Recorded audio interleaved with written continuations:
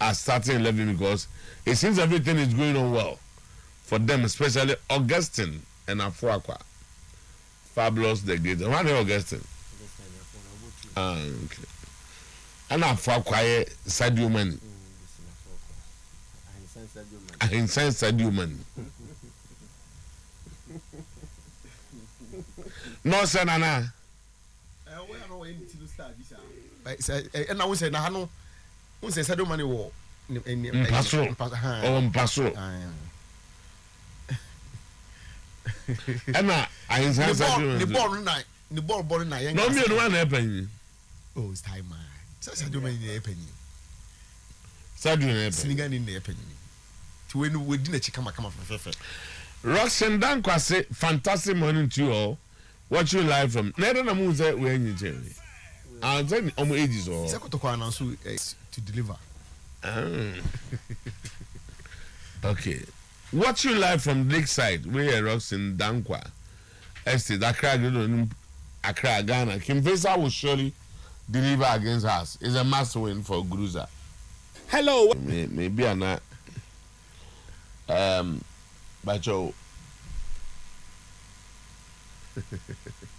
I don't know which answer we say. But I can make direct questions to you. But me and Sanwana, I ready to meet my toffee. Full house. Full house. Few years better, Tom will be in there. Yamidia will be. But I. Born again ready. Kufia man in Sasso. Born again, but more hair. But burger, fresh burger. I'm on so much time. $300. I don't remember. Hey, that's what you think Oh wow, nice house. Kofi Ricky, after all these years in journalism, where they rent fee. Kofi, where they just someone was a and after all these years in journalism, Kofi Eldia. Obi say, "Niba cross the dark as I'm in family chemo." Some pa, and they public. For some pa, and they were no. Like you to hear to adieu. We see the chassis. So they won't work. I didn't say that way. Yeah, to adieu. Tama. Nenya danu ko won was asika se be danche.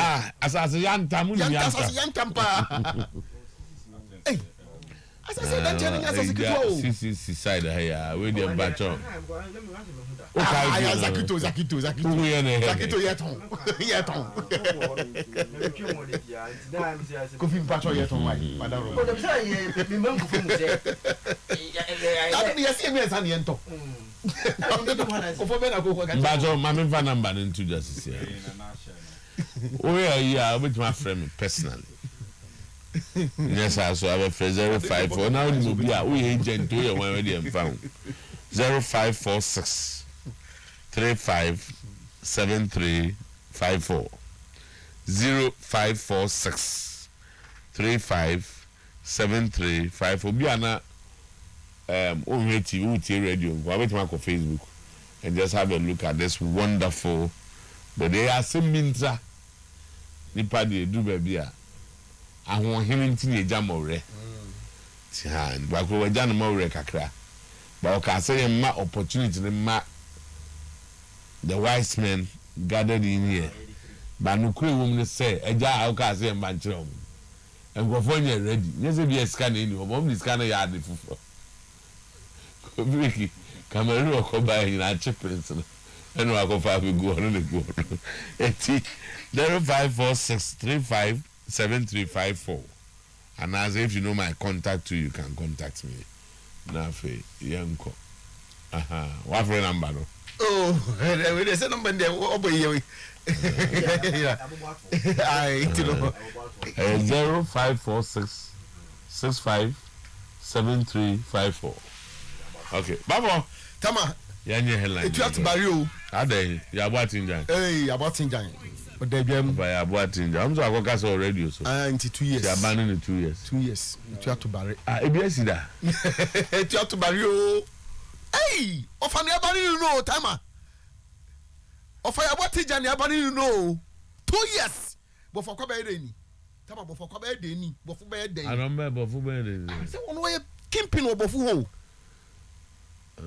Saying gas a job of it. And about 2 years ago, I got a borrow. As some can say, there's no way. I some can say, I brought my money on time. As some can say, there's no. Former, or your blast time and you're going to teach him. Former. Remember again. I know, remember. What tell you? On it, what's the Saturday seekings also, if I'm right? On the seekings, and penny for could and pan and yes, I committee no. And yes, away, yes, and these are Woody, but Mr. Saturn, they now to me say yes. Among Obianca, some so they should review.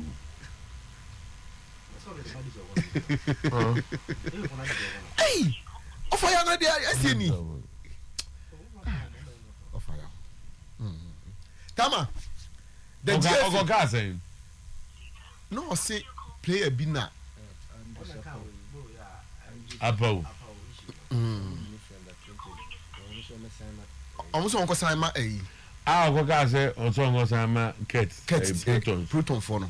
Now, 117 on Unify under 20. No, need us on a guy. So, Mumisano.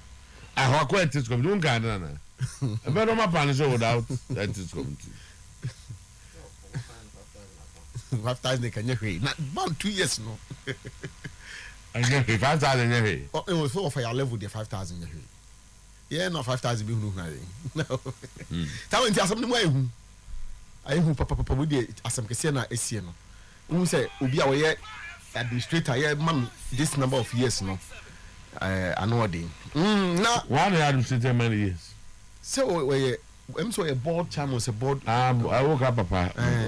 I'm just on level now, man, this number of years no. Where they offer what could you do? As I'm not, I had him. Tama, technical director is in Germany. The GFA are set to crash with government again. Me know what I say. Almost my pet. So no to adun kokasa. O say no na Jibo be my breaking news say na nkofo bi ne Christine a meeting wa Accra. Everyone say on the Christmas meeting there. Almost say Otuo Acheampong page na any dia.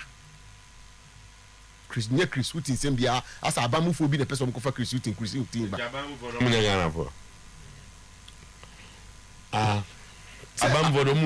adwuma so mo fa coach. I know my coach. Because they can advise, they can recommend. But who are you on conform with me? Fanti, I'm say, say, Yama Benetli Pesica Afokako, Germany, Kona no to Adon Kokasa, or Judge Manapay, Mamma. Or Judge Man, because I buy ministry jitum.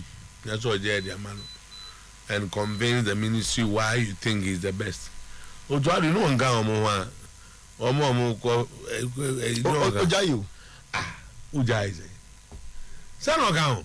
Ojai is or Hesson and no Makika Kona. Namiluni don't need many, you know. Watching him. Until why head could you? Why could you be that?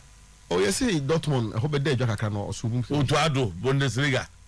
And I may be near you. Oh, I'm saying a space can be down. I'm so bomb at Bacos. Namad coach, a bomb at Baco. I'm going to find experience as a government watching.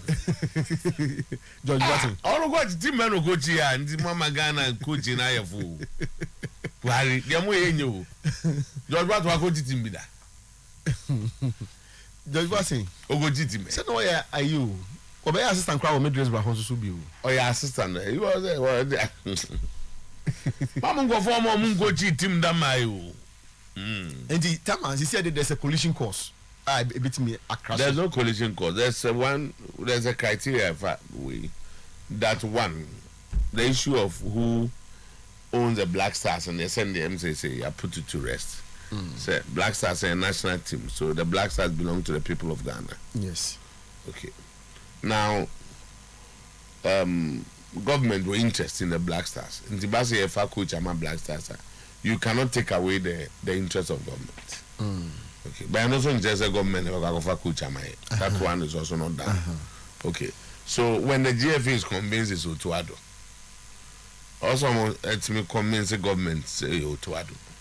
Now I bet you no be a BCC. No me bet you. It's a period year the faculty.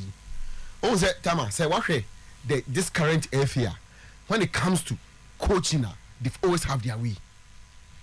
government be ya but ubon say na the person ye no omo me yi na di omo yi kwesi afia na government impene so omo the CK buy omo san so the Milo buy on 3 occasions they've been successful in everything that they wanted to do so say abrai pam kwesi apia obi ampam no like the time no so na yeah renew there was a meeting involving Kurt, the vice president, and what's the name?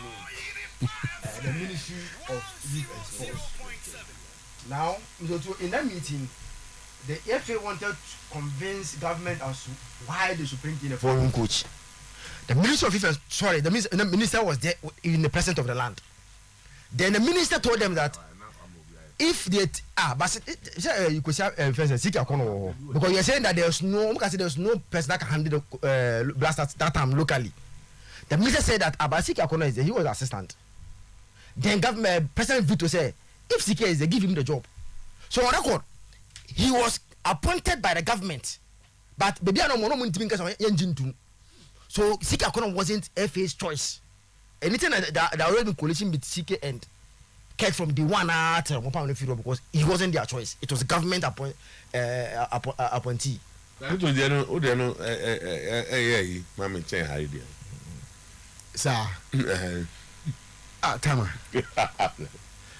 Say question we na government will want question to continue. Oman pene. I almost say. CK ya can. Oman pamono. I don't na government anyi na ntra ho. Said they convince of it.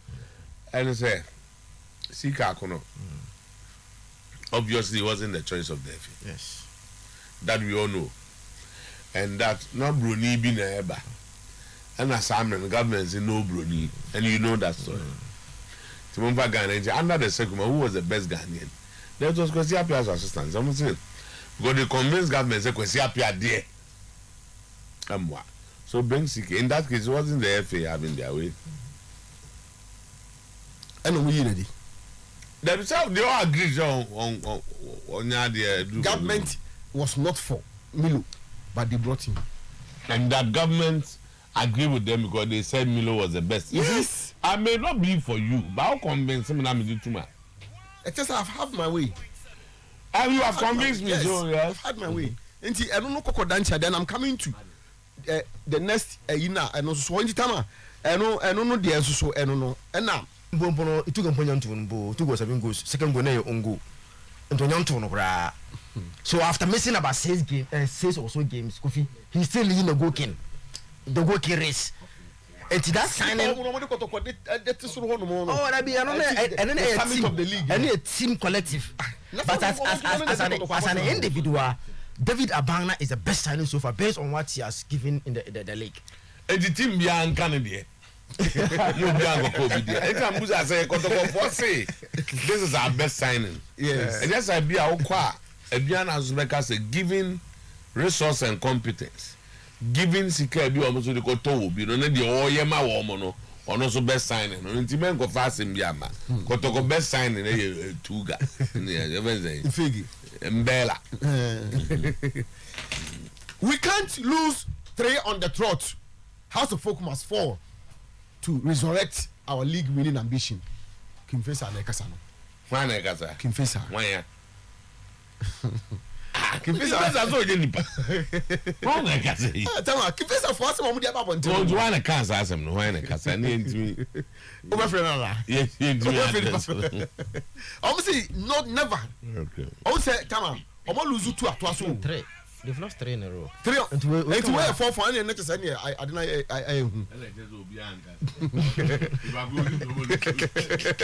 if I couldn't the number of matches what would the jam best body for we what team matches me I go to coach and I say I like user and then good idea so on in the position was what league no be answer sign oh me catch say okay me catch say obviously Kimbe's ambition is not to win the league because league in the when the president says so but the coach did not say so. No, but team no coaching there he said what I just say team ni na akra omo eni ben krom so omo je league because the odi enim akwa akono is the coach so we cannot win the league and clearly I'm making this young boys omo bom ho modern league je no misi do be to tua we nim bonus ana be so lose week bia na wutua we do be so mo kwa mo modro ba ko na mo nto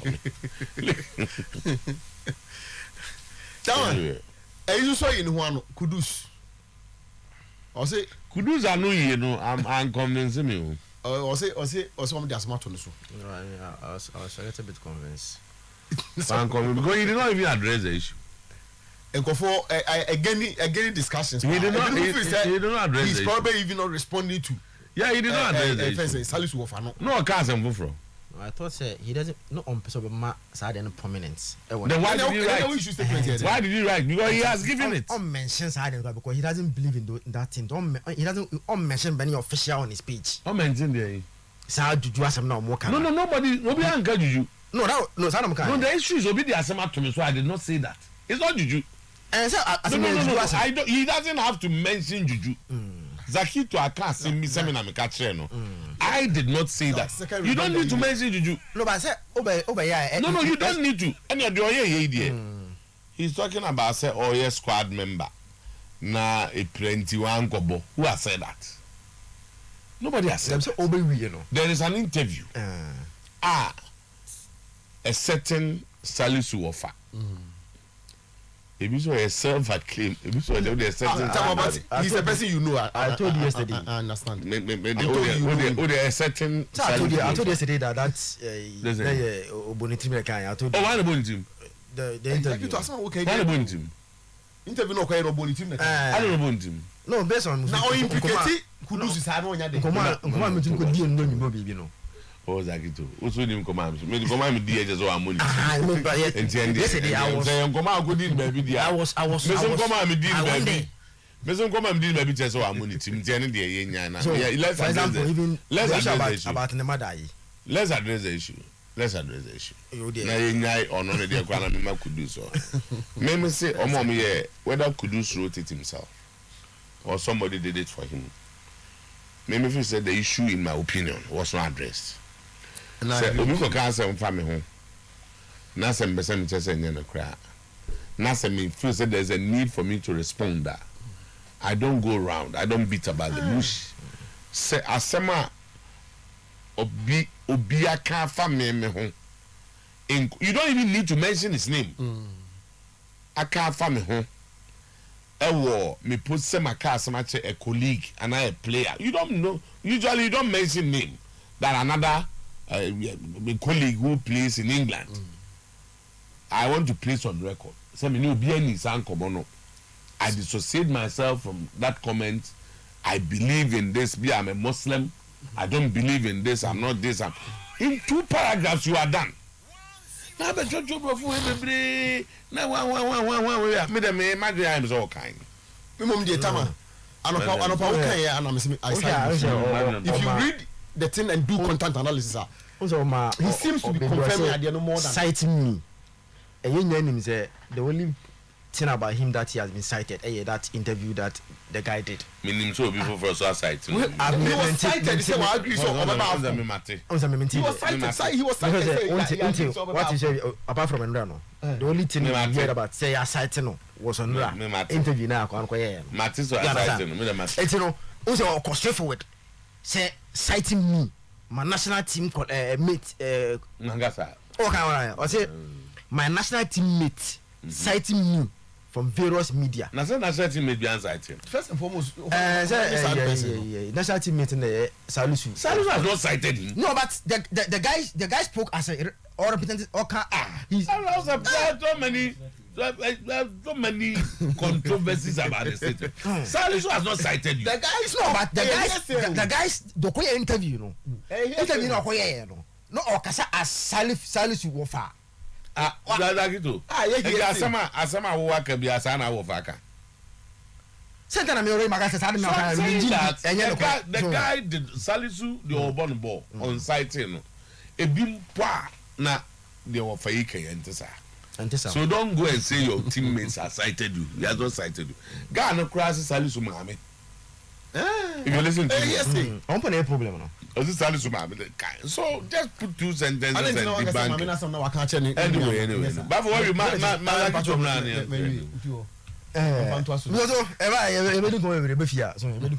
but I think the team of the moment, bear 2 days in here. Who shake of Fibia was is in a very good mood after capturing Dusan Vlahovic. Ronaldo crying, After signing Dusan Vlahovic. Ronaldo crying. Kofi is very happy. And he Ronaldo, the Ogo top Vlahovic, a big scoop, Tama.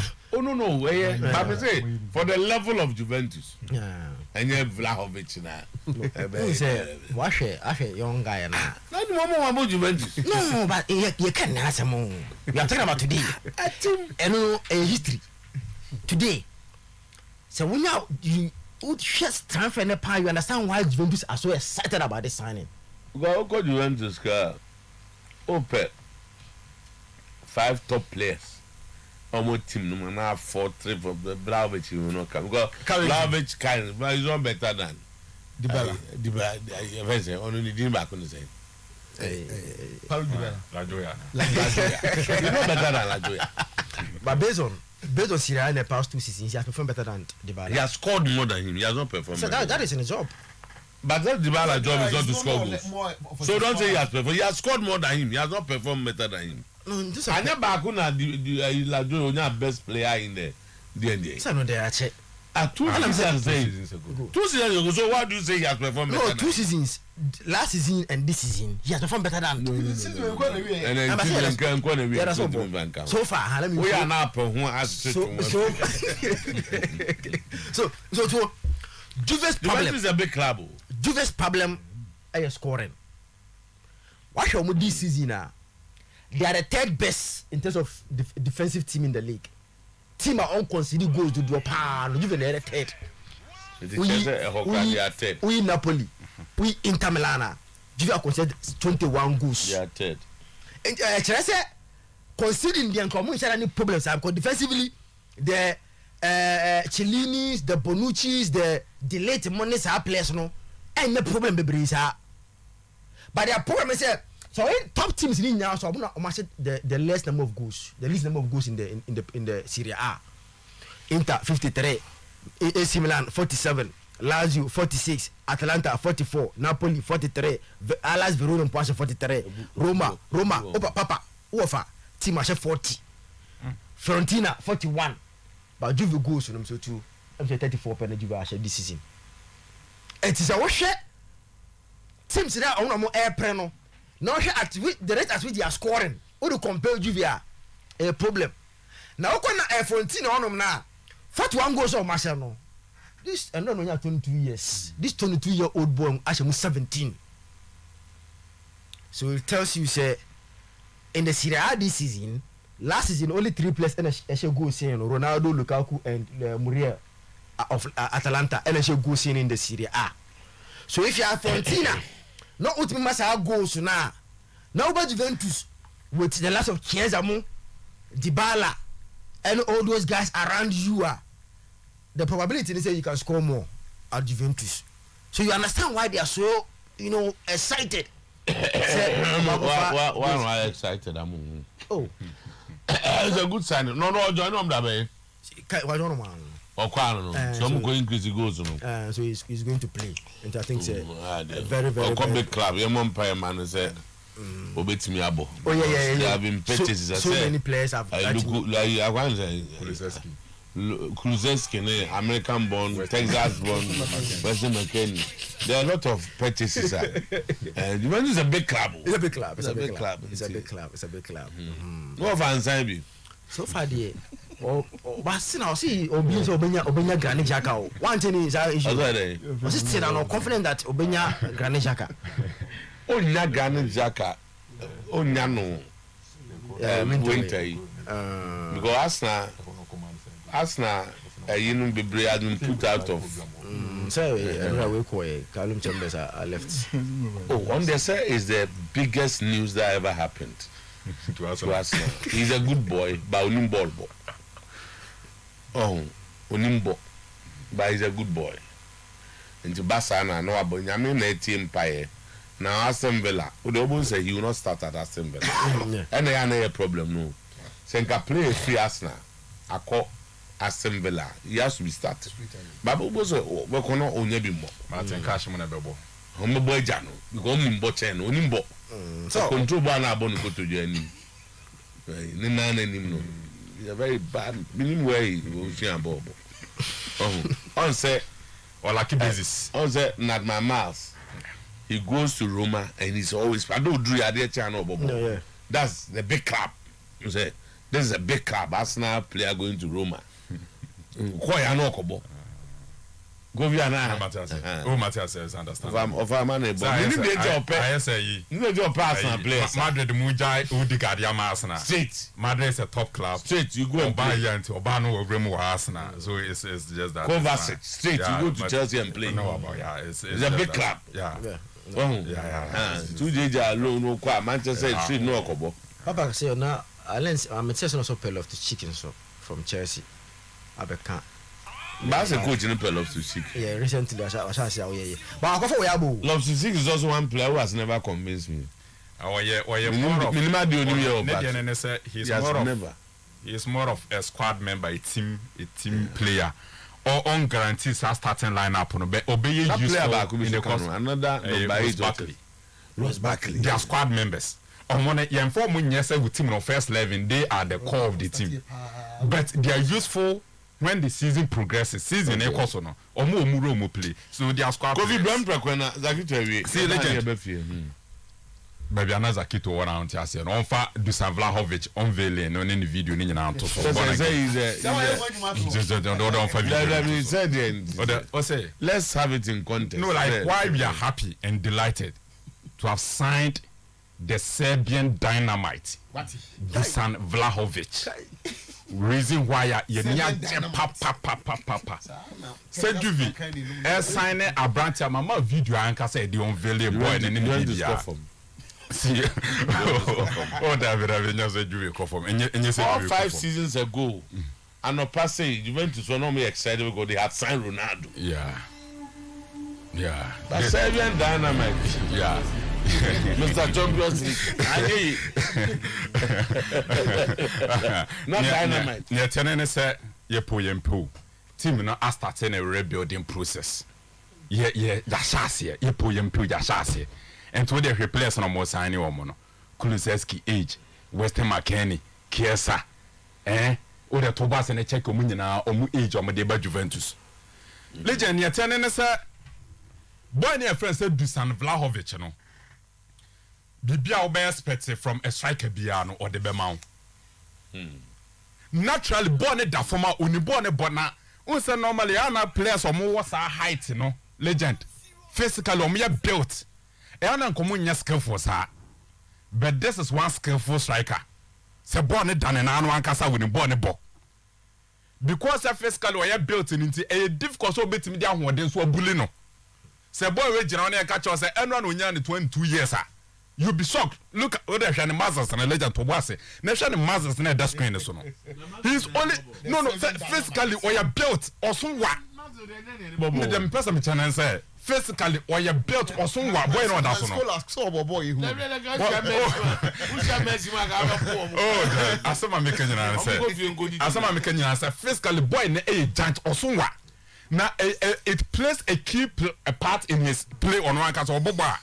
Na height. Ni physique na what deno it play a key role. Now legends what to boy say boy na last season move 21 goals and this season halfway one 17 goals.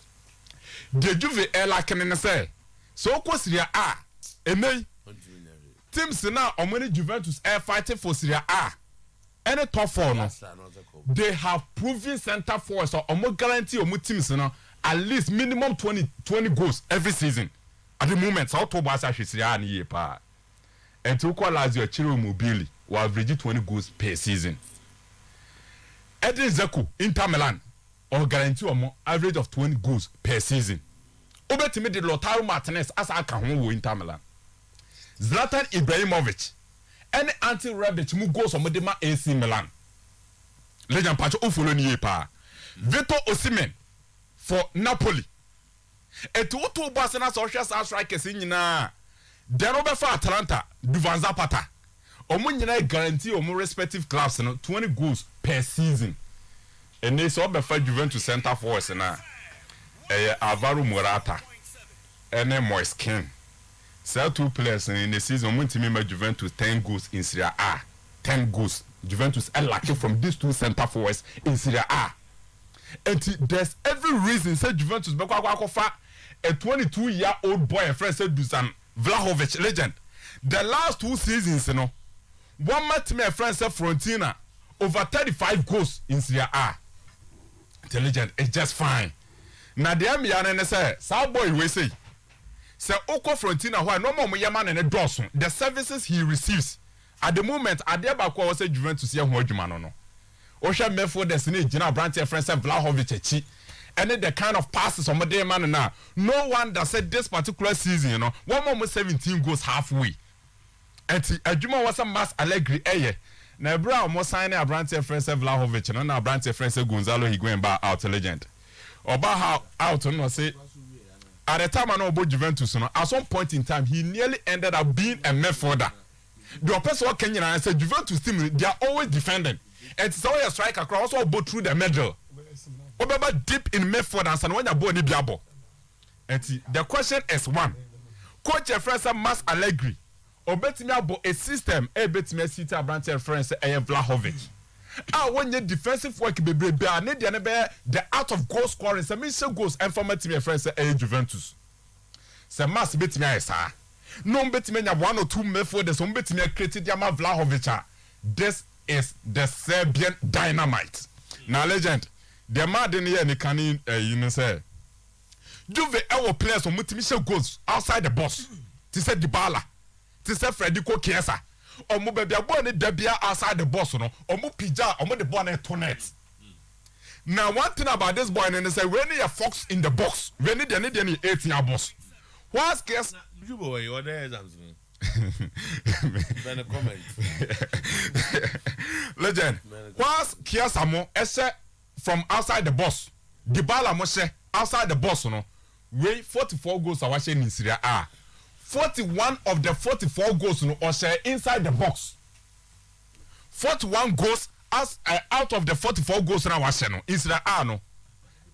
Inside the 18-yard box. And it's our player and friend say Dusan Vlahovic no. Where a fox in the box. And 44 goals no. Wa share only 3 goals and wa share outside the box. And 41 inside the box. So today Juventus ebenya Federico Chiesa or better outside the box. Obenya Paulo Dybala ojina 18-yard box na chia obepita de atonet. And when you player or you deadly in the 18-yard box, so Juventus will have a complete trial. Say Juventus if return any more back patient as well. Dusan Vlahovic, Federico Chiesa, Paulo Dybala. These are the 3 players on Billy did the attack. And they are meeting my friends say Juve. Juventus is fine, and I know the team will be fine. Legend. Yabefie. Now AFCON games in the Bekoso. Legend. Efrefie. It's me fan Friday. Efrefie. But my Harry is that it. Okay. That is fine. That is fine. Yabefie. That was straight away. Okay. Earlier on, discussion and now we'll come. We introduction and now we'll come about the Cameroon Malawi game, no. And sorry, Cameroon Gambia. And why you know on Cameroon trip, no? Where we are now? But you're saying now, okay. And I'm making a crack. But you're now, why? And then episode. I'm not saying Chairman Fulabi Emma message. No, but I'm saying Kofi. At the episode, you want my back up. I'm so much interested in partner the day issue. Adena, but then they didn't issue. Na menya course on it is the part 1 part and then menya message from Facebook. Say issue no. Who know the other bit me menya course on so kakra. Nti ebrebe ma Alice here the kakra. Tama ne ma umra na yenso emfa bi nkan after league. Because they na extended into no ebe ma okama. The kakra beto. So, enti Kofi. We dey come see me time na. Reason why legend see. Reason why Enra Mekano fear said the sacking of Milu and the only solution to blasters and no man ever blasters and a dozen. Issues a good blasters of Ghana. A dozen do do. And Lunti a Drew baby legend. Mekase Milu no crano and lose control over the dressing room. And so there was about 4 years. Why? Tell me straight away, Mammy fa Enra game no in Fiasie. Na fe no ya baba other ones na ewo ho no so of course afcon ye be kakakra dey but if you say Tama you now will call for an inquest if they are not able to win the league. I will call for an inquest because then it may be something wronger ebema ne so won timenje enti Tama media is idea. I think the league is for Kotoko to lose. Ampo Otuo me hu mahwe fishes no mahwe because now team obe post threat the Kotoko House of Folk they are not playing well. House of Folk performance tottering and now omo sheba ako ochina na omo asa omo we hu na obi akosu mo mato atwene o say asa omo pagya na omo tiare ye emphasize IG league ye emphasize ampo and contest for a league. That is why media me has of among convincing me say they want to compete for the league as it stands now. And there I can say the House of Folk that last year omo appointment ni we no sa vibe na buy no have vigor na buy now he say no take it off not necessarily no music kono. I am not seeing it now and Bibi has gotten in perfectly and he's getting the job done. And he utumi say Kotoko bia omo gina na idie Tama league ni Kotoko dia tell Obi for Baby. Tama King Faisal MIN a glimmer of hope we say at least at a point you know can you be 2-horse race going for the league because you see the way air Konase Kotoko is stretching nkaka be do be no na Africa be no contest the way it is going someone go say yeah Africa be do be can league no contest and ya say minim the is working Faisal mo but the kind of performance are churning out lately no and it's no good at least na Kalaji ka say on person beji league no say league no kwa na on beji a on say on contest bi na say at least on ko jira ba bi a utumi say ho de at you can first are doing something 3 loses on the trot and good for a club who ambition say anka win opportunity at beji league and no a throw up Sunday ochina match no e ma ne ye e match Tama eni nko ho opesa I want to believe that King Faisal are going into this game because King Faisal for me no ma din komu ni nyina no omo ka say mu chere say they want to I saw almost send BB and it start from ochina. Interestingly Tama I don't know how you take it but when him say omo nya the support of omo senior brothers Kotoko which is not no to beat us. And yes, support in terms of say, omo be born say BB no but for this match in there, omo jina omo chi say mo nyina mo na mo nko sum house in remayen. Because I tell. But already. Na me who supporters on omo go dingo no. Go me dey mete here no say. Martin go for so omo so say match we dey omo ta house achi. Ai we Kotoko ni. Omo say house for nya dey. And no omo so omo say. They don't care what happens. And I'm so warm, so say. Baby Joe, you don't represent the supporters. I know I was at the stadium and I hear supporters at Omoka Bafo Asa say for the first time they won't King Faisal. I was in number almost come lose at was but Ochina one day. I will say, oh, yes, say. As for your house for your Montoka, yeah, Kotoko Bequinadi.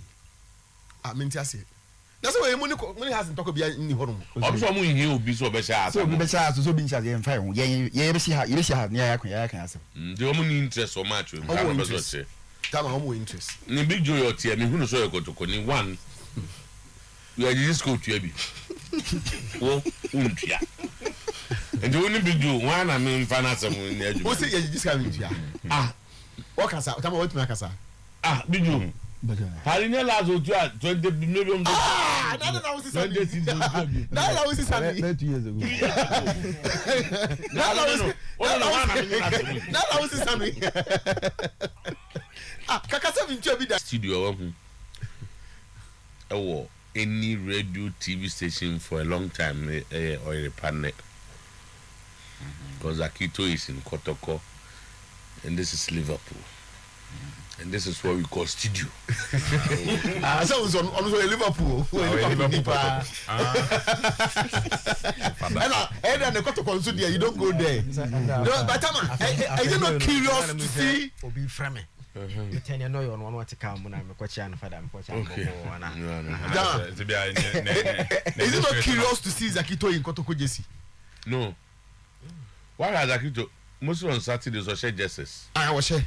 And he wears different types of dresses. But my home Manchester and I or the out to be able to back to Kotoko. Yeah, never. Oh, why not? So be money be never. I mean, as well as Zakito can wear. You see how mommy and share next week. About to be mommy. Big Jew and to mommy.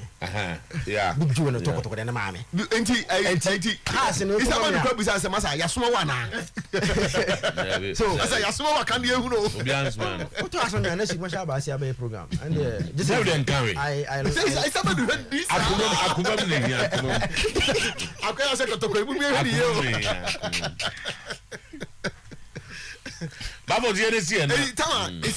it's a big match by all standard. Enra Kotokoli big headline fixture, and Echina has Kim Faisal another headline fixture, and it's a matcher. Did say so? Has the folk want to revive from season? No, they need this match. Say Kim Faisal also some person of the result to my ambition. You know, has the folk also need it to revive their season. Zach. So you changes be on my in their team no am say team na Olympics who last season no anya sa team ni biom last season forget about our how the other team no but almost some good guys around them. One of them that boy Samuel Abekwe we ni yaketwa maso ni yaketwa but now say all that attention was on awaku but the boy na different game ni pa na Samuel Abekwe on the right side of attack. Very yes, very sharp onyawa misoto it's our kuti boy na no about to amano oko am say oko Switzerland also oko eti o man miss some key guys in the team Olympics enya like last in team no I said it here in the morning and say as much as emudi Olympics o dey ba no but enya the usual Olympics that we saw last season legend eti na nra na ye hwe game no they were very very disappointed. And obia people didn't enjoy the game yesterday because of the performance Olympics era na di enra. But Mr. now adeba a me I like about this Kotoko team. You know the squad depth. The squad depth about this Kotoko team. Squad depth pa. Mr. When say they a last season no. Kwakoto say who not to opponents who go against Kotoko am say ariti nkwan about kroma say omkire say omo no musuro Kotoko. Omba na omba jema fo no boy. So Sadat, Sadat. Oba e ore abang na omba je no bo baba yara. Oro mo bia hu say omo musuro omo. Dey saman so. Draw. 1-1. So no kind there. So omba je boy kind of say omba je boy any. So omba je mo for no. So no dominate. Say so ono obi anya midfield bia. Oh, I didn't draw so je midfield. I didn't draw was on. What did you show? You bet me game na be in terms of possession we anya 55 we anya 45 but I draw. Now we also I hit anya shot on target. Very sad no kwa Kotoko anya shot on target. And you on van in But Kotoko supporters admitted. Oh, yeah, guys, because admitted. Me come the house. And I'm still Me don't be to know be more ball draw na guys over there. Me theatre. What about draws over the ball? What do you say? Abagnane Sadat. Dominate. Oh, Ebiana. One more yard there. There is some yard. Dominate you. Commercial. I was at the stadium. Very place. So, a very good team.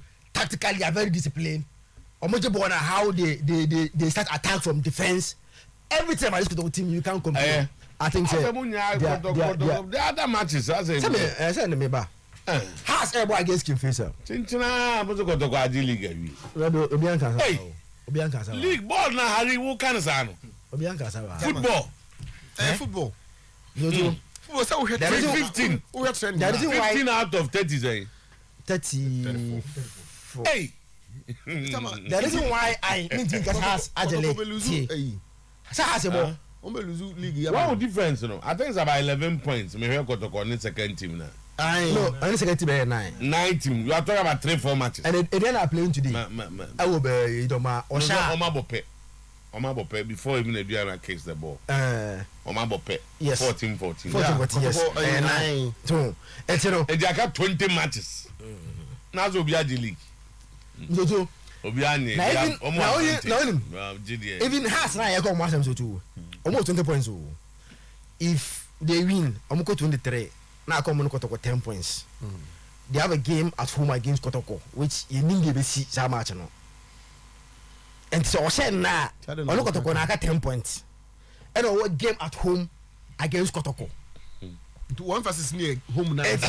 No sir, man versus Kotoko has anything at all can happen. That's the same. So we can be anybody's game. Best match has best match. And you know, if Kotoko wins 7 points. Has wins 7 points na aka. Kotoko so sha no akọ 13. Eti no, and am obi anje league no. So, eti ema league no obi anje. And it's good Kotoko coach. Me am coach is NMT. Me team right. Down the Kotoko stretch to 13 points. I no me no nyade. Oh yeah, me take coach. We take but na say papa kasa. O uncle kasa. E we see analyze one. No, the coaches know that they know their team. But your uncle has spoken. So Jose Mourinho kasa. He's a coach. Our kasa friend, but on several occasions one in Adrian. Oh, and yes, how coach na can then Sako-san. So say. See, I'm saying say coaches no kaya me did say club chairman and president for no. And Rutina no Rebecca say even I don't know Kotoko boy no. Ombusa no so no. And yet team league. Me we are not allowed to use as if they are winning the league. Okay, so and then Prosper say on to win in week 14 and 15 Kotoko league because there's more work to be done. Major and what this say if you are never an Ampozabe Kaiser Kotoko league. But normally so Matthias, but when him say coaches and so this is how they always speak. They have to measure because they know football. Almost. Football and aside measuring more expectations in no Biano, they always want to take pressure out of them. Omo Kasana, person you pressure through almost. But on part of it, I am a fan of points difference, you know. You need to get all of them to catch up, right? So only the ones on will be ball be at 3-1. Na 88 minutes 3-2. Baby na I don't know movie call. The whole best second goal. Yeah. Tise bia ulusu 1-2 no obi was a catch up game. I got 4 points. And no to sasa. Sa points na. I said normally na uli the table. Na so be getting close. Oba 4-5 points. Any yen say Kofi. Krowe mu. Let Kotoko Embasa. Let Kotoko lose 1 or 2 games. And it's one of the pressure that supporters of Mountain team no. I don't quite team. I'm putting a coach in a case. Yeah, they are illegal. Yeah, Boko. Yeah, Boko. Now the Pep Guardiola did same. Yeah. I say now only Liverpool league. Now league Kakao so watch. That's how this. You don't win the league in general. That's especially you see Kotoko some tricky away games to play in the second round. There are some venues that away game ain't tricky. Ghana league. No, you see, there are some venues. Show me some. There are some venues that when you are going. Doma, almost I think they have played the difficult away games.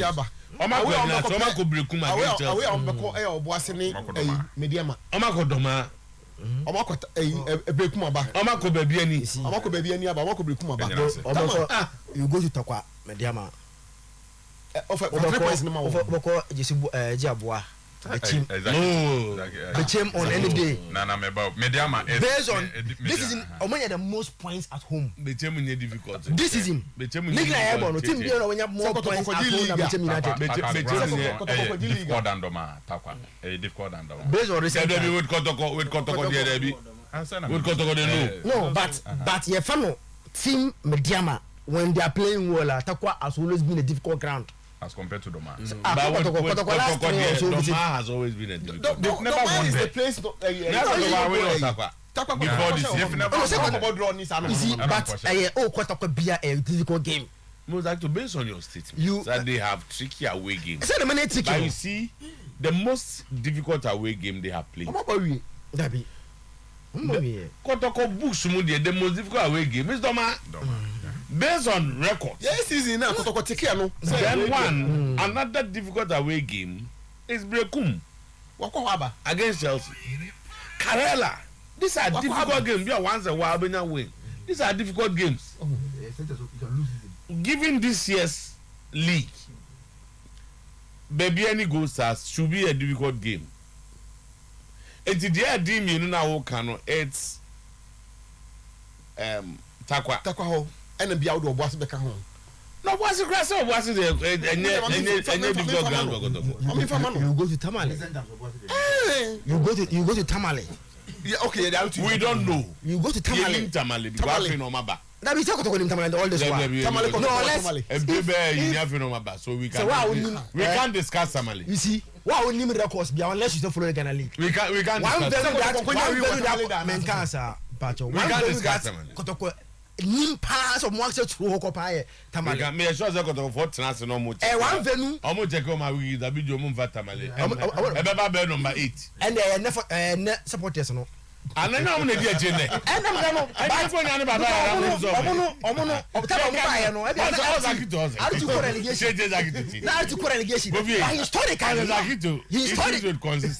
Historically, or say a few became difficult. You have won. A few. It will be the ideas or see good ancestors. If it's a few, ancestors sometimes I say historically that venue has always been. No, but every game in the Premier League. I don't know. Historically, Doman and difficult. Historically, of course. And I can visit and say, I see historically back near there. Yeah. And every game is a difficult game. For instance, Kotoko Versa is supposed to be though a Versa home game, but Kotoko has more. Yeah, we cry a confessor home game because number so you probably want. I don't mean to work out our confessor. Now, the material say. No problem because plus say salary. What is the problem of confessor? I'm so 5. You see, I think there is a problem with about fatigue. So, the issue about fatigue. Now, baby, if he said, where are you? And it's 18, no. I said, what guys, no, no variation. Football, hard, you know. Some make it can find our problems. Kotoko one draw, you one draw. You see, and me nya but analyze the situation pa no me no mo ja adwin say no correct. Dinta me no mo ja adwin ni. Tumbeza for ascend you say omnam kwan so kwa kra. That don't say man come out you. Omunteni pa.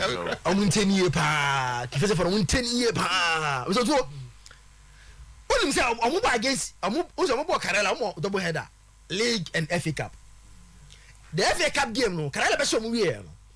Karela made as many as 8 changes in the squad that they play against in the league. But Kifese by na omo team na first 11 no. Ugbana eno Ugbana zenze. Kazabe. Agbena mo kan isa. Now obisi me ngaje Izaki to say tamana out you to me at this table kotoko na e Canada. We Ali Mahama ana e bobo match no. Man no e ko Ali Mahama so mba bia yere mo. Mba bia yere mo. So to confessor Timo Ajeni Jesse guys over bia yere mo. De move our na this is. Timo Ajeni Otuo Jesse. Abi yo go to man here. Dozo ba yere Otuo Jesse zo ko yere. Otuo Jesse chama fula bi na umzo. Na Jesse ya shewe de on se ka da e bi wi. Sama se dan. Etiro confessor situation is boys na bobo matches atoto to sa erunim omo ages no so emo omo. Oh, that to For example, Pius. So yeah, Pius Aragano, captain Akofi. Ni age ni mo ano nti o ma ne bobo matches to so sa obebre. New Jersey. Oh, Akofi do is in man. So no ba chepa. New Jersey. O no ba chepa. Aso da o se ada ne de Ronaldo atente. Oh, so Ronaldo atente. O se ada ne onu ninja group. So mo me special. Ronaldo ninja group. That one Maybe Akofi is. Wadafu Shantrin se me ngache Izaki to so kotoko through away match bia. Okay. Oh, what dey ati. I message you free Arsenal and penny for one can number. Kuviriki o se. Oh, isa ha. And that's another man ko na Rather mum pay. Say Blahovic. No, Yeah, yes, my Blahovic. and root Arsenal for Niano. Blahovic no. Asa. Bala for vampire. And you so for good up. no mo compare no frontina. Na legend I Vlahovic and the woman nyina de Arsenal and say Arsenal they could have paid more than Juventus could have me atua in terms of financial power. Muska. But Vlahovic say bo Arsenal. It's a painful rejection. And asem no. Wa reject Arsenal na asem. So already Arsenal. No but there's no doubt about financial power. Compete with Aubameyang Lacazette. Alright. Ubet me okamo. Me to Ochina. What's that? Ochina. 22 years. Game na e kwa no. Has finance so much no mzo to. Uze give say one team a kwa kra bia. Has a shining power bre pa. Be one Visa na de na share house. yes na yes I'm sure we kuma say say na asa so mu 2-1 e wa kra the reverse fixture no kuma say mu ye dem pa 9 men e de share house o kuma say etino historical say ha ki fese ne kwa kra against house has shining pa mu say ya be yira 1-0 e be yira na 2-1 so and last season you kwa ki fese has part so mo ne kwa papa.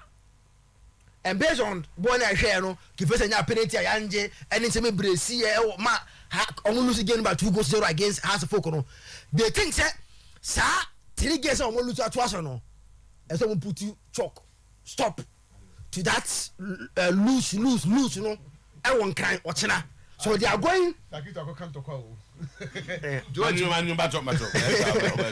so they are going to Accra tomorrow to make a case league no see they are in contention. Now so has so I've said it here. Almost team are also so far half of the almost be has been seen bottom the more we are no coffee. I want to ask for so they are yet to win against any top half team in the league this season. One of them can face or the fourth on the league log. So say as per say and Pomo be and league you know yes almost I say very poor but they are coming back. Kofi, they have to make a case tomorrow against Kim Fraser. Now we break his agents and say, "Omusha team bia or no see a contender or also on Munti channel no." And so make a case tomorrow. And so far it looks like though there are some internal problems. Usa say the bomb time in time for problems and so Kofi ya me you care bomb at new year. So we got problems kakaka wo as players be susu issues e cause house no enya de papa. So but you be try mama match abo omubo wi a on Monday then we will come out.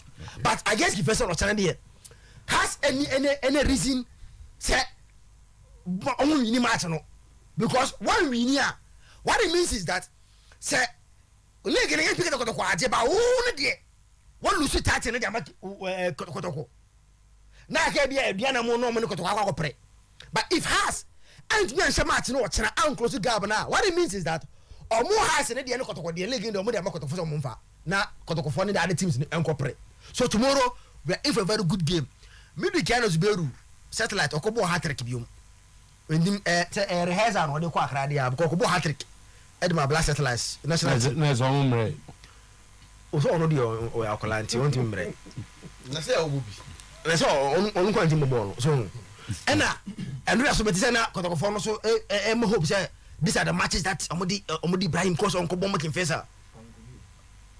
no anko bi kra I sure da bi so mo kwa na anpe na omo nam kwa so ko say ndo omo setisi ya na ehwe say okati man so nkan so kifese fa mo so to mo setisi ya so so okay message no no na ya udi ngo kifese fa ko du so etiro ochina we are in for very good game there BFM so too but I think say kifese according to most sources already almost say match it's likely say almost me draw e wa Accra but on basis of has form against teams somewhere at the end of the day mojo I'm surprised seeing a drawing game at Accra Sports Stadium tomorrow so too. Okay. As a coffee, as a because draw no here. Whatever. Some of them say that draw will be a good result for both teams. Anna it wouldn't be good for us. Given the analysis now I know. So it means the top team name. OPK scholar now the man from the content of discussion. Okay, now we can say but any good point for House of Folk. Baby good for Ken Faisa. Cause some of them are travelers. Or more boy away and no more struggle no more pick 1 point.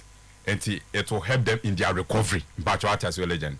Or more don't bet me use 1 point no. Say I quite 1 point every House of Folk will cry. Yeah, they recover. So that will be good for Ken Faisa. But across the folk here. Say omo lose 2 points. Ewa Accra Sports Stadium, it wouldn't be good for them. And they are aware of what is at stake. House of Folk are aware of what is at stake. That was our game no more against Ken Faisa. Matome boy say House of Folk team ni ma ye work Cameroon na ye shake game streaming games in our life to boy say shake games in na. Has one fundamental problem be. Now so pick your team no from department by department. Come here says our problem in department be ho. The woman and say legend offer House of Folk defense, offer method, that's offer attacker in any of these departments in no. Legend. Ubenya one player on my consistency.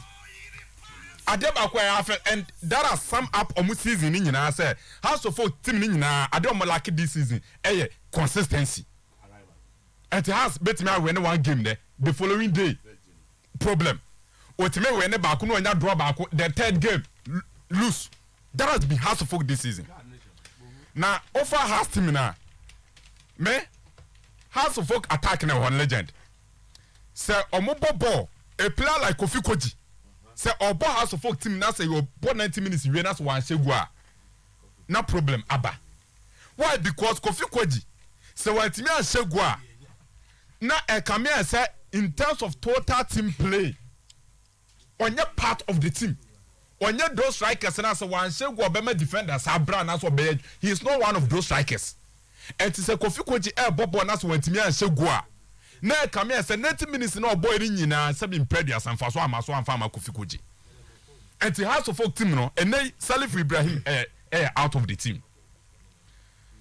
In terms of creativity in method, but the House of Folk best of every no.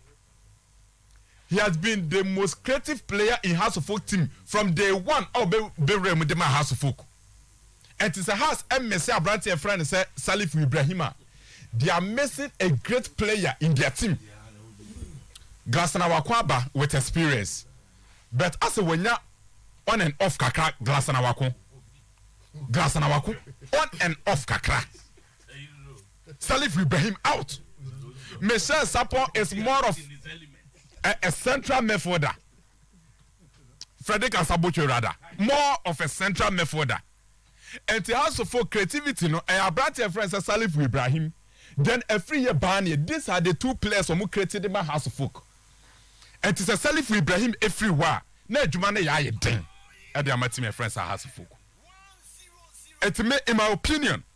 And see, sometimes when House of Folk bobo ye, na se Kofi Koji se goes when the bet just was so goes ama House of Folk are winning. but oye one player Mrs. Wantimi and Segua on Kahu or the other strikers, no, even when they are not scoring, you see their output on the field of play. That is not Kofi Koji. But on when spending something that because there are some players you fashion a game around them, get the goals, get the ball to them, no goals, no. On maybe could be any day and say once you have players who can get him the passes. If you say, like I say, Juve Koto Blahovic, yeah, I say, and Juve and Yabe Somokofa, Jorginho from Chelsea, Jorginho will get him the balls. So that a very reduced otherwise, purely technical. No, purely technical. Even as a bench player on starting most matches. Still in the house of folk currently on the leading. There's a premise Medeka Assassin way. Premise and say yes, house of folk last season. No Musu or B Junior. No Musu a free ban. There was one other striker, was it Isaac Mensah? I think they were using these three players. Check it on more work rate. Let's check on my numbers. Or the far front train. Check their numbers and check their work rate. Now on more rotational game be. And in 90 minutes, who saw B Junior Bebon center forward for 90 minutes, that be you didn't see him. Or Bob 15 minutes was switching. Their work rate, it was difficult for defenders to mark them. And a more movement, and so almost started some more move here. So I tried and so I tried patite parts and I have to focus you know. A difficult or best of your but in this instance, me baba for me what baby for me baba for me baba was the key because see at the moment Jamaica can say Kofi Kodino it's easy to stop him now so stopping us one say go or minus in the team Jamaica what about Kofi Kodji's Kofi Kodino so stopping now that is done and it's and legend some observation I made you know I did my to me boss actually house of folk team na and last season also observe my attack and say Obi Junior no dey no move a lot he runs a lot. The maker and say Kofi Koji say one say go is on can but Obi Junior he will give you goals and he will give you better work rates. On my son no money mienu. And at the moment me name why or Ben recover or buy no. Boadu star that I saw last year. Boadu. I say son of my 9 type. It doesn't look like a favor. That is the point. That is observation about. I mean, whether official or unofficial about number 9. Lack of strikers. No, because he's not watched hard for last season on the way, a free banner. Yeah. He ran from one side to the other. At certain times, or game Mujina number 9. That is a rotational game. But they say no. That's predictable because of the way they play now. Yeah. Also, yes, as my midfielders in bro. When you have strikers, movement what for man. Well, them do baby I'm born for her. Watch Star boys, Cameroon boys 2 years. Nam Kotoko enemy. Exactly. Movement. Everywhere. No movement. And my midfielders no.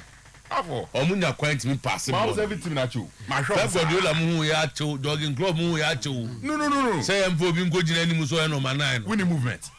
Any future. Yeah, but you see, the difference between way no say. Obi Junior, you can say me, Oprai. So, no, you are talking about the style of play, not Obi Junior per se. And I say, back we am some the Kolo. Victor Edu. I don't never do. Last season he was their top scorer. I'm so glad to you. I to you. He was their top scorer last season. That's how the league no money has more than mono. Yeah, the corner. What got send you almost on to. And I just I know from alone. You see, legend, as a man make no. Idea. Matome boss observe. That's how I say with Obi Junior and Victoria in Patrick Razak actually go bottom for. I make a play for Patrick Razak. Na Patrick Razak no man go. As of supporters no. Kasada no. Supporters in pen. Sada go back to Accra Sports Stadium. Supporters in pen, but coach in pen. O do man mo bia man. O sad na go baby. Coach in pen no. My management. And a house, I quote 50,000. Loan na no more ton. Amoton, and I'm out to you per loan, and I say so open. I should have first say 50,000. No, that could be asked. I did some moton on 8 manaf 50,000 each, and 10,000 for the 2 players. It's Yana RTU. Dr. Nasuru. Now, where's one that can hold you, man? Now, what's in the sea? So, yes, I'm two boys here. Or motor for. Well, I'm T. I said, we are coach on guy. That is my observation. I'm a who ever house of folk team now. I'm like a movement up front as compared to last season. I'm like a movement, and it's so easy for teams, opponents on betting and stop on betting house of folk now. And to me, says my biggest fear, and it's say. Self Ibrahim as answer akwaku plan cause on it me create something out of nothing and the man has folk team enti adwuma e was a coach a friend says Samuel Bodo the man club no. In my opinion, I still believe say so bet me adwuma yen year has bet me rise quickly bet me recover time I be challenge for the trophy in my opinion. Okay, but I na team need like I have me draw me tiazie like team say game bia you expect us to focus on the might of the club a bit me aboa the coach the players the quality house of folk be kwa lose this game tisame and normal course internal politics some kind of house of folk nyina legend the club is not winning results ma everything is good at Kotoko today why results here football sanet here obe kan as anet here my team yes got to say now results nkoyi problem because supporters do not have a share of sika aba club nim se Kotoko yes ka bebrebe has yes ka bebreba si obi ani oba be gina say has supporters magis kan bi ana Kotoko supporters magis kan bi ono de ne share of the cake what club nim and say team ni be share no da kwa yes bragging right ne say asemo ya G League eti no me ko house of folk nyina a board chairman who meetings upon meetings because the club is not winning the head coach Samuel Bodu you should be responsible with the managers the other issues maybe we will address it as journalists but with the for playing body now try and get results for the club. Intelligent is a crucial game can fight a team there say you can it's not a bad team or manya some difficult moments kakra be sana season there legend and here is all because long street there especially a club like Pfizer and to the two omono almost some chance on bit me recover them but legend mam kasa asimwe almost center back na friend Pius center back no one Justice Blay me to mudi o Cameroon say two players we which one did you say there is a point of some transition be I'm a technical team member be all can confidentially say Justice Blay and Sir Pius they should be given opportunity in the senior national team. No ni background on there or that's all yeah you could me like that's all technical team that's all that's all na ayi say ayi Hugo say Otuo Acheampong be father there them tell because any nyina buy satama Mubarak Wakasu issue no ba say ultimate bot tournament na ye catch say boy no ultimate bot tournament wo no ka say mo ba as part of the rebuilding no Abranti friend say Justice Blay ono na be deputize Idris Baba in that defensive midfield role. Me see the background here in and I'm so that's ono that's one I quote is here you am nyina say ota me ka say ono ne de come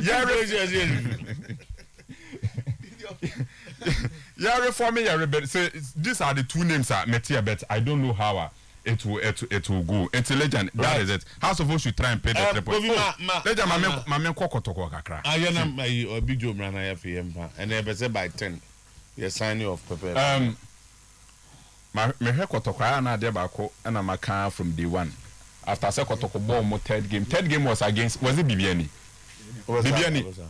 na third game on and I'm back as asim we say the level of Kotoko new boys or more integration into the team me e hona me manage the Matimwe. The integration. And he told Gane Bella ye commerce in Bibi. And ye Bibia or legend, also more red team in Wintem. A Juma coach a first prosper aye. Every single player our Bakumasa Sante Kotoko. A farmer on that early stage, you know, at the marker, maybe they applaud this team. Because you won't Kotoko, sometimes they pick players are almost so much established. Ultimately, the Ghana Premier or Bache. Obeba Kotoko untumi mbo Oba Kotoko be bresa no ko Bethany offer these young boys being from division 2 division 1 foreign players that's a coach na eduma exactly foreign based players omo scout and omo akofo ba but the coach has done well offer Mbella Itoga Isaac Opon Lamte just to pick the boys every single player me one player be one. Who said there was another? Aku Radio. US. Aku Radio. Bruce Nimu. One chairman Fulabi. Enyina ma message senka yemfa part 2 name rabet and the time na sans wa we. Says ya no ma message. Says ya na me who message no. Or say boss watching you please say everything. I was say it's 2 a.m. Legend almost I'm watching no more share. Chairman Fulabi chan and father. Yeah. Father Emmanuel. I say on the be am because ye wo man aficionado. Yeah. No. Or ye academic father. No. Ono onye Roma father, o say academician. O da fi what ma first na me ka academic doctor say ma say me promazem dodo. Enya say promazem. No, onye fair to omo doctor. Enya say me fair to them. Those who are not philosophers. Legend, you are aware of what you go through to become an academic doctor. But obi so what tete haban. So you don't know what he has gone through. Exactly. Me tell has. But the time America say me channel na me nam so what I'm experiencing. Okay, anyway. And tiana ma met it is true. So the thinking is deeper. Exactly. It's just not easy. And father Nami Shano on say video sonya software and yes will deal with you spiritually or bomb pay kekenema but physically it was present. On the software, bomb pie man at the end. So I know because the time in the Bible, see Jesus said 5,000 people. So we are now who's the same for 5,000 bread, board. Not turning to 5,000 to feed 5,000. To feed 5,000 or 5,000 people. Oh no, Senator.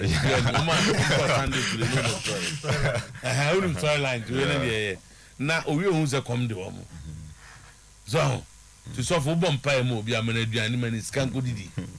Bomb pie ma we also call be a case kakro ni bi. Na father there ono bomb pie ma we also kwana wo kono.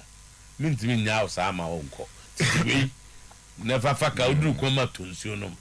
Nyame nhia sa father ipa oyade. Oyade nya nenkwa da bi oyade. And there is a soft penalty? No, not at all. That was a goal scoring opportunity. Because it was so obvious the defender wasn't showed a yellow card.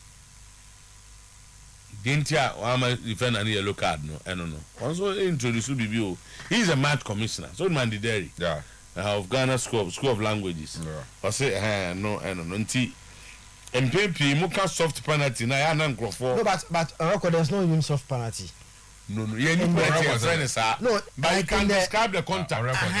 On record, based on the laws and Bibiano, you need soft penalty. It's a discretion of incident, Baba. Penalty there. Oh, yeah. The moment discretion of issues, and I say incidents, and then your records are same. I didn't hear describe on the record. How can discretion of incidents be recorded? Say, you know, penalty incidents. That be right. On no person say, Emremuno, penalty soft. Oh, but who doesn't know this? But they can say, who doesn't know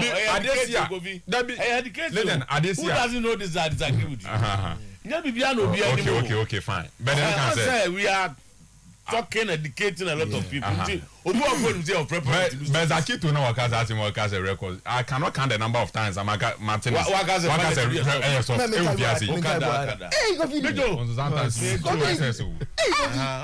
discretion of issues and incidents and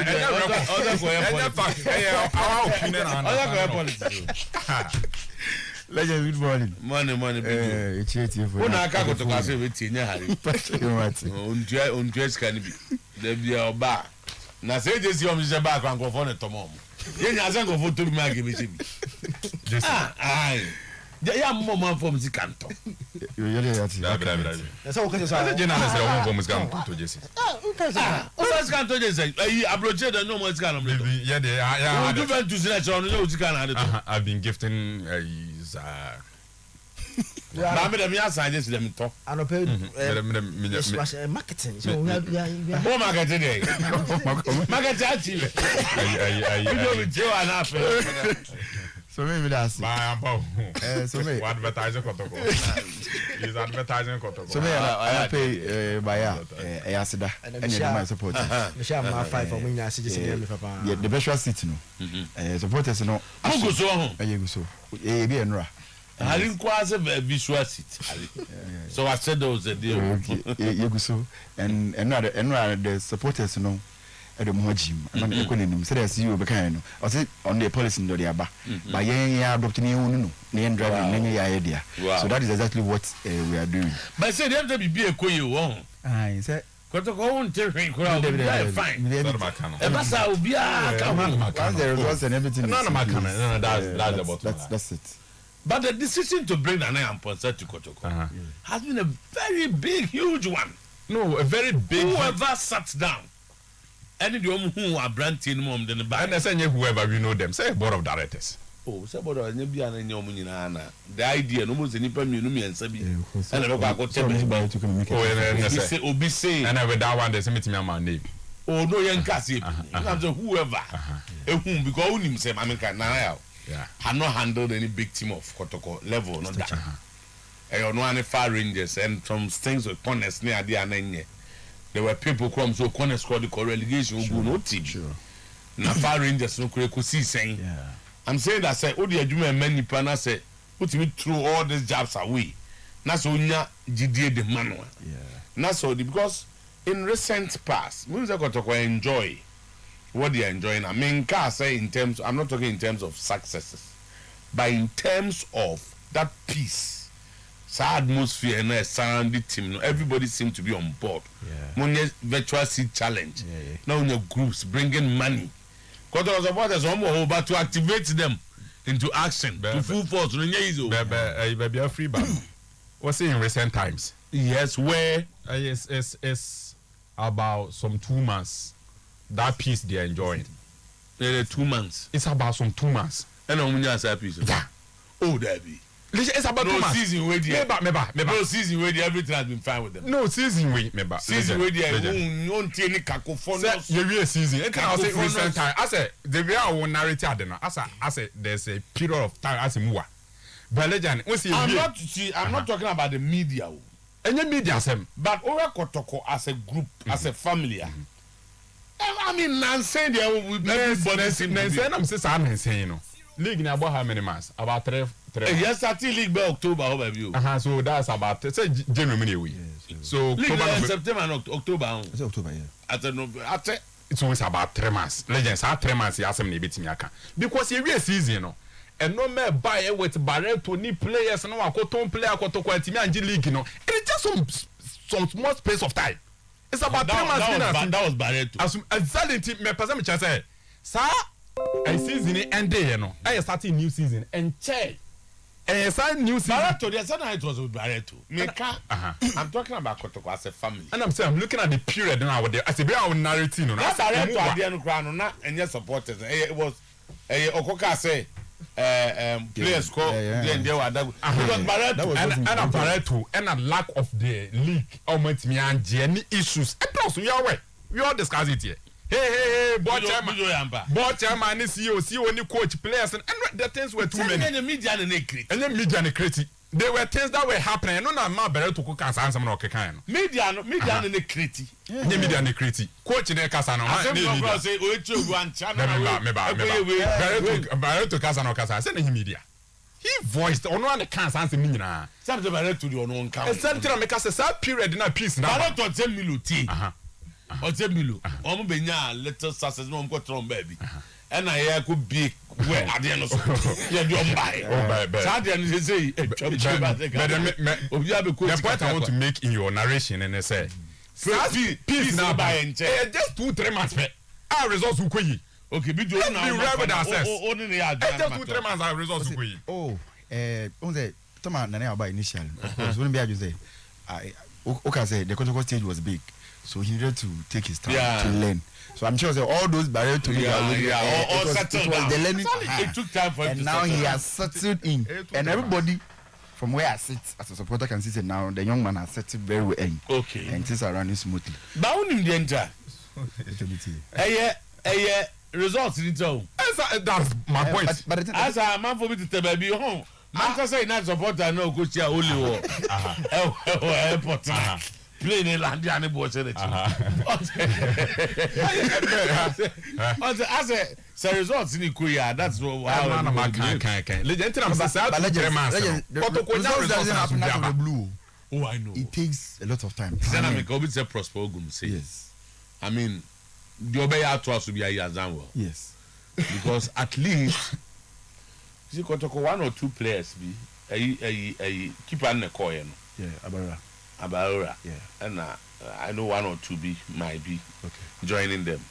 When him say there are coaches who sign contract with Kotoko and him say transfer play more percentage. Sure.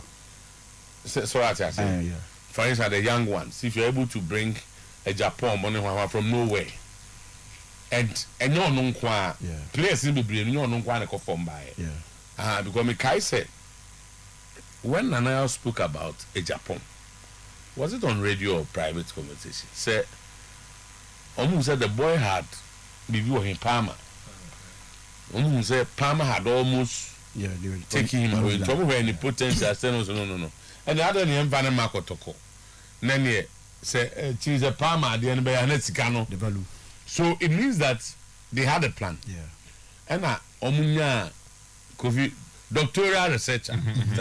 And almost said no, yes. Prosper Ogum on said anything with coaching Mubia. I think his biggest stage was at Wafa. Yeah. How the team did third as a name. But now he's a coach of one of the national teams. He's an assistant coach of Bako.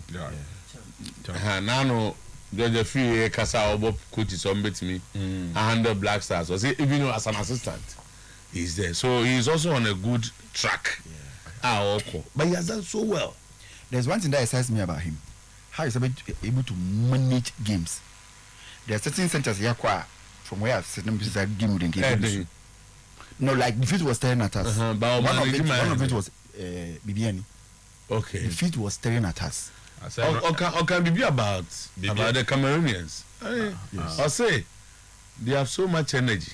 Say Ayana, even to ask them, say Munchain Kakra, be a Nema Mumatini or say Anokrano. You have to convince them why they shouldn't come out or they are not training. Some Bagana, some Bayajuma. So listen to us, say you have to convince them. Nimina na Kofi Kanu. But them back at the I do that say the PhD no.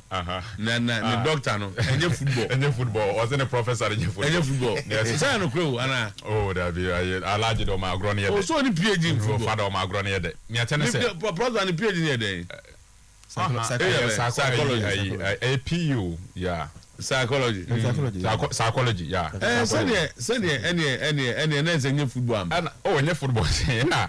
Aside that, football is about how you can manage. No, but he doesn't hold a PhD in football. The psychology is part of football. But I mean, say UCC. So almost head of sports no game. Yeah, he's been the coach for the PhD anyhow.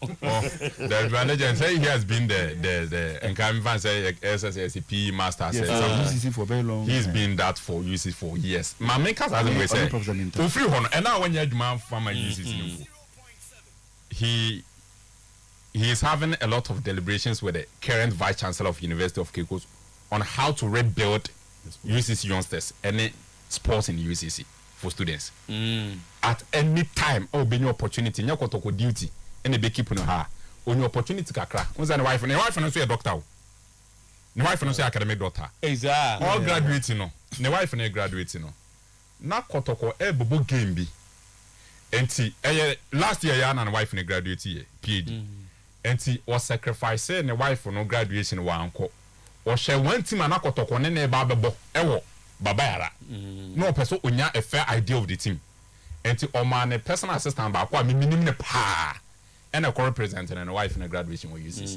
it's in a wife no a academic daughter or no academic daughter 2 academic daughters. Yes, I never. Now since on regular basis the vice chancellor of UCC Efreno the person I say someone profile was wrong don't person you answer on person organogram like a body of a framework. But is he the best dress coach in the league when they will be by far best dress coach. You know he dresses better than everybody. No, he dresses better than everybody. Because that's what you know. No, he dresses better than everybody. Don't you agree that one? Okay. Oh, na me my argue bibi. Say me argue bibi. Also I go for maba. Huh? You want to argue that one? You have already argued something. Obvious. I mean, look at him. See, okay, I was go for maba. Data accounts are already. I've written something on Facebook to talk about his dressing. I think say some boy do dresses very very well.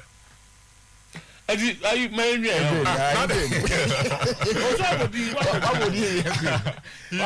Very very very well. What about coffee? He dresses very very very well. He's our friend.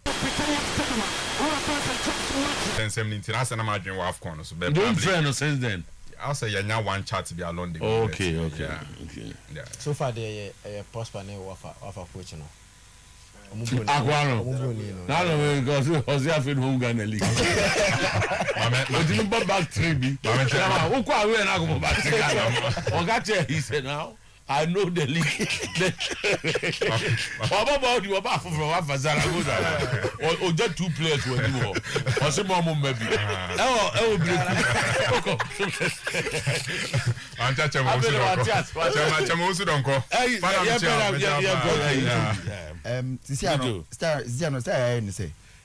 You create the platform for all the WhatsApp admins to be on.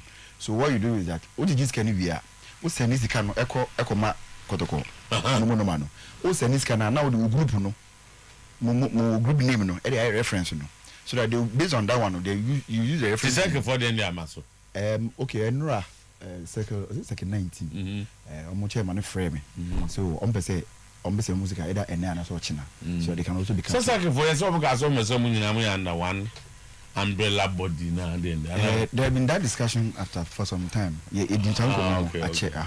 The name is Jojo Mutika. Yeah. Okay. Bijo mama for mem. Mati. Yeah, must have be man. We enwade.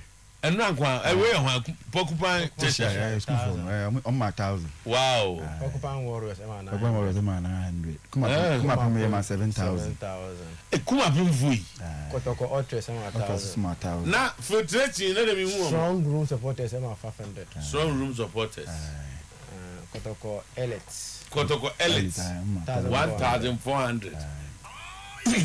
Loyal Red Army 2,100. Kotoko yi ultras and am cost stadium am trying. Restaurant. Royal Kotoko supporters. 5,000. 500. We are jump zero back. The follow supporters. Buffalo smart. 1,030. Na we know filtration and we just on Baba we talk about Asante Kotoko. A new group I think Omati. So we just wanted to encourage them so we'll be able to do some 2:30. So hopefully the subsequent subsequent celebrations are oh Saswanya 0322494401 0322494771 any komo kakra bi ne mvensi hello. Yes. The last point is see am Kotoko no. Kotoko na eje ti no na sika no na de hwe no. So what it means is that even here so bia be on board no bia fa kakra mbra. Na the management na dey ba no. Yes what so kakra is bi nyam. Na fan support mo na yen fa na club no. You see ada. Yen say na obi aye ko no say o mai sika. Ya sika na be jinti na na club. Okay, me do that's it. Aha. Filtration. Almost sika na ready na omo de ba ko watch na. I'm so ready. Now I'm saying now on charm of filtration say wiki na so yesh kakra. Nti now off kakra. I don't say. say no so case and raw so one come Oh, no case. And as me, yeah, another last announcement. Didn't met you, almost receipt in my Obi Nabutre, Minito Masakasa, and I pay almost a Kakutuni Papa, a binti. Omuvia, I have sister and lady. And also almost saying to me, we are visiting a came no way, you know, or the Abanti, we are man. Right, go in. No. Let me pay what do. Other board no budgets. No, I'm at some type of topic. Board you all the other. More of and a prosperous so I know I can about the tie now. Massa, I do but and yet easy so close kakro. No, and you close. What's address will be what type yeah there be ask other address. That is the point. You see what's the Kofiana me bro let jam catch. Guys.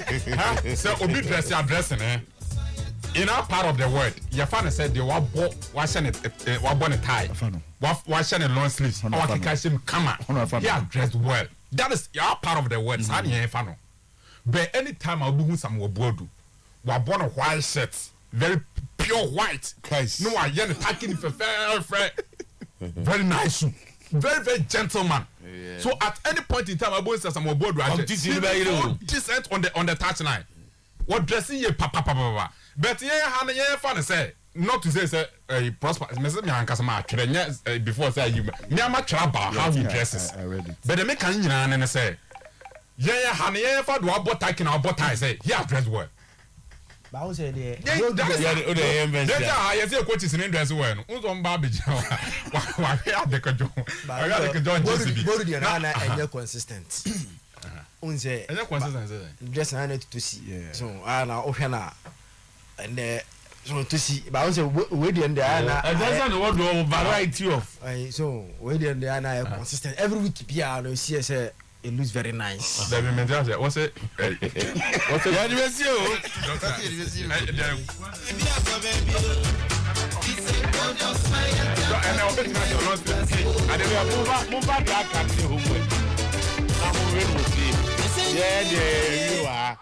Yeah, we are. But all of them, moment in appearance so far, you cannot say it's a word appearance or touchlines. Yeah, I mean it's good, but the good doctor or making sure say he's always like going to an office, official dressing, or bunny blazer come on, but try now. Yeah, you know a bunny tie. Wow, I mean, boy do super mount. Oh, say yeah. Bibi afifa go vie ye be sia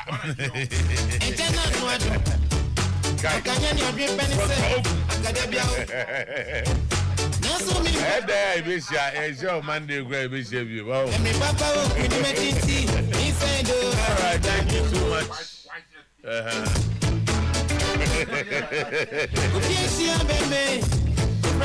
Good morning.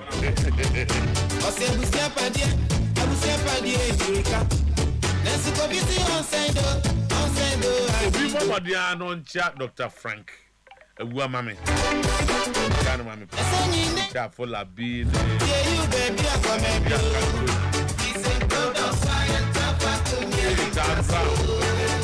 That's brown. That's brown to say yeah. Mr. Brown to say.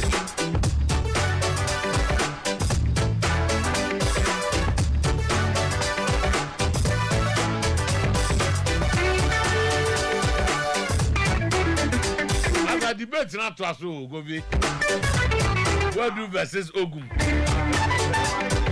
Maybe we are going to go as we are to generated. That's wrong message you mount. Of your Bessia. Definitely. I am Shaman de Crab. Yeah, but Masumbu. Part 1, part 2, part 3. Monday, Bruce. Mr. Onechama full of you. A lot of people. Issues of black stars. A lot of people. We do a lot of background with. People are not really interested in black stars. And near say, you see, legend anonymous can have they now or quack say, and yet the fun of it, and yes, they are not can but no matter see, I knew issues name through a legend. Coach, he was one will be a baby about it. You struggle and fail, and the country will fail. Until legend yebe kan yi ni nyina fro. Ayi Dr. Kevin so chow. Dr. Kevin so chow. What's the obetime nka? Sa ho. Me the number be a friend. Sa mate. So thank you. Meet again.